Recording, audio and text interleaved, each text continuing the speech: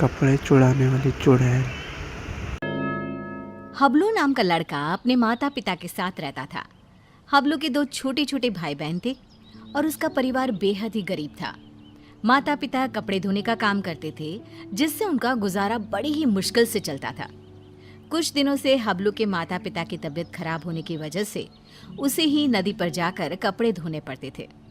एक दिन की बात है, हबलू नदी के किनारे बैठकर कपड़े धो रहा था। ये जिंदगी भी कोई जिंदगी है, लोगों के कपड़े धोना।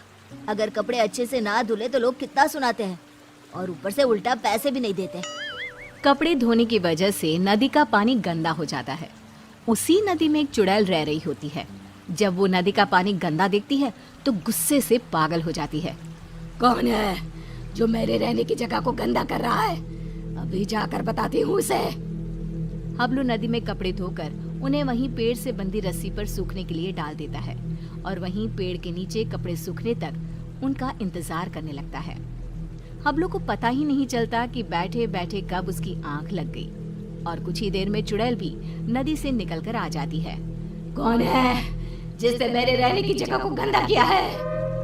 तभी चुड़ैल की नजर रस्सी पर सूख रहे कपड़ों पर पड़ती है। अरे वाह, ये कपड़े तो बड़े ही सुंदर सुंदर है और ये साड़ी कितनी खूबसूरत लग रही है। तभी चुड़ैल अपने पहने हुए कपड़े देखती है।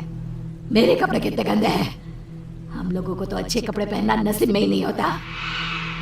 तभी चुड़ैल कपड़े देखकर सोचने लगती है, क्यों ना इनमें से एक कपड़ा चुरा कर मैं पहन लूं, कौन सा इस लड़के को पता चलेगा। चुड़ैल जल्दी से रस्सी से एक साड़ी उतारती है और नदी में ले जाकर पहन कर देखती है। ये साड़ी मुझ पर कितनी खूबसूरत लग रही है, इसमें तो मैं एकदम हूर की परी लग रही हूँ। फिर कुछ देर बाद हबलू की आंख खुलती है। उसे पता नहीं चलता कि कब शाम हो गई। अरे शाम हो गई, समय का पता ही नहीं चला। अब जल्दी से कपड़े उतार कर घर चलता हूँ, नहीं तो रात हो जाएगी।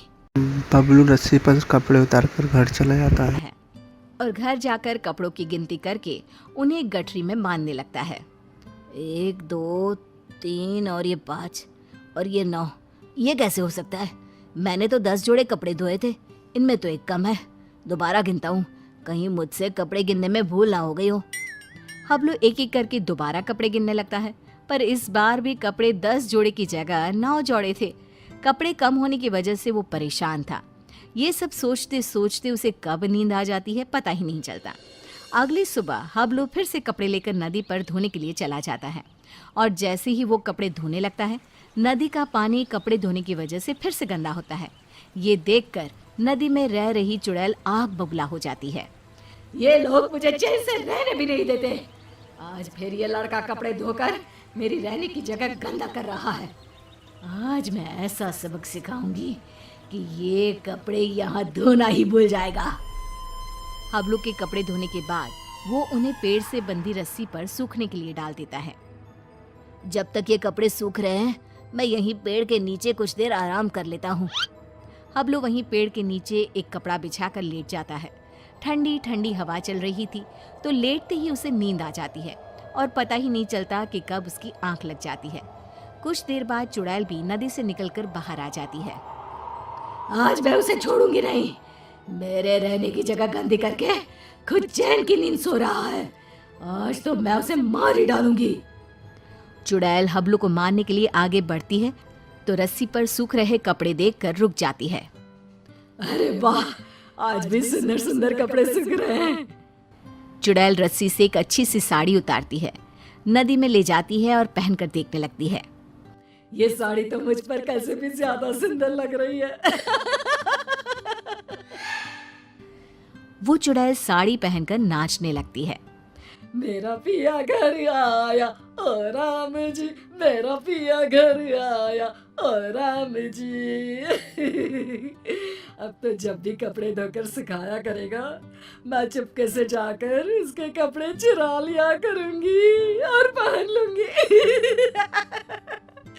उस लड़के को पता भी नहीं चलेगा कि उसके कपड़े कौन चुरा कर ले जाता है। और अगले दिन नदी का गंदा पानी देखकर चुड़ैल फिर से बाहर आती है।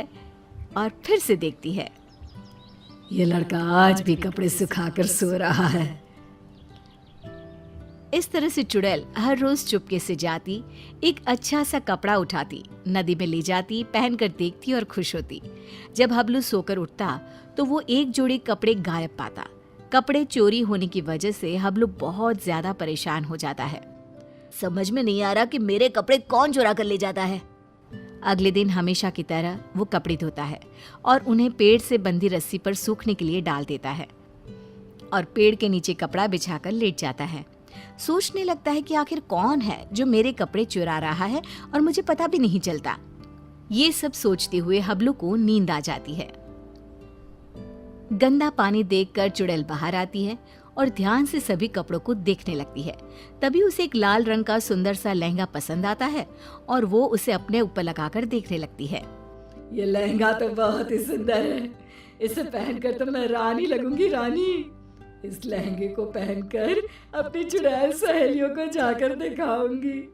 जब वो मुझे इस लाल लहंगे में देखेंगी तो मुझसे जल बुन जाएंगी। इससे पहले कि ये लड़का सोकर उठे, मुझे ये लहंगा चुराकर नदी में ले जाना चाहिए। फिर वो चुड़ैल वो लाल लहंगा उतारती है और तभी हबलू की आंख खुल जाती है। वो चुड़ैल को देखकर डर जाता है और फिर से वापस अपनी आंखें बंद कर लेता है। बाप रे, ये तो चुड़ैल है। अच्छा, तो यही हर रोज मेरे कपड़े चुरा कर ले जाती है और मुझे पता भी नहीं चलता। फिर वो जैसे ही लहंगा नदी में ले जाने लगती है, अरे ये लहंगा लेकर कहाँ जा रही है? ये लहंगा तो जमींदार की पत्नी का है। अगर मैंने उसे लहंगा नहीं लौटाया तो वो मुझे जमीन में जिंदा ही गड़वा देगा। नहीं, वो लहंगा मुझे चुड़ैल से वापस लेना ही होगा। पर कैसे, समझ में नहीं आ रहा। वो लहंगा मैं चुड़ैल से लूं तो कैसे लूं? बबलू बाकी के कपड़े ले जाता है घर को। वो लेटा हुआ चुड़ैल से पीछा छुड़ाने की सोचता रहता है। तभी उसके दिमाग में एक तरकीब आती है।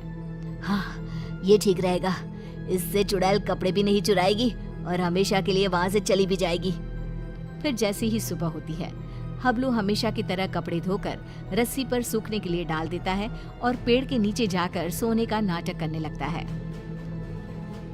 लगता है आज फिर इस लड़के ने कपड़े धोए हैं। चुड़ैल नदी से निकलकर बाहर आती है तो देखती है कि रस्सी पर केवल आज दुपट्टे ही दुपट्टे सूख रहे हैं। ये क्या, आज सिर्फ दुपट्टा? कोई बात नहीं, आज मैं इसे ही ओढ़ लेती हूँ। जैसे ही चुड़ैल रस्सी से दुपट्टा उतार कर उड़ती है, उसके पूरे शरीर पर खुजली होने लगती है। मर गई रे, ये मुझे खुजली क्यों हो रही है? अरे कोई तो कुछ तो करो। हबलू आंखें बंद करके सब कुछ देख रहा होता है। अब आएगा मजा। बड़ा रोज कपड़े चोरी करके पहनती थी, अब पहन कर देख कपड़े। आज इस चुड़ैल को पता चलेगा कपड़े चोरी करके पहनने का नतीजा। आज के बाद ये कपड़े चोरी करना भूल जाएगी और फिर कभी जिंदगी में किसी के कपड़े नहीं चुराएगी। चुड़ैल इधर उधर भागने लगती है। खुजली, खुजली, अरे बचाओ, मेरे शरीर पर खुजली हो रही है। अरे मर गई मैं। अरे कोई तो मुझे बचाओ, मुझे नहीं पहनना ये दुपट्टा। अरे इससे तो मेरे शरीर में खुजली होने लगी है। अरे मुझे नहीं चाहिए इस लड़के के कपड़े। और चुड़ैल नदी में जाती है और सारे कपड़े लाकर वहीं डालकर भाग जाती है। और फिर वो हबलू तो क्या, किसी और को भी कभी परेशान नहीं करती।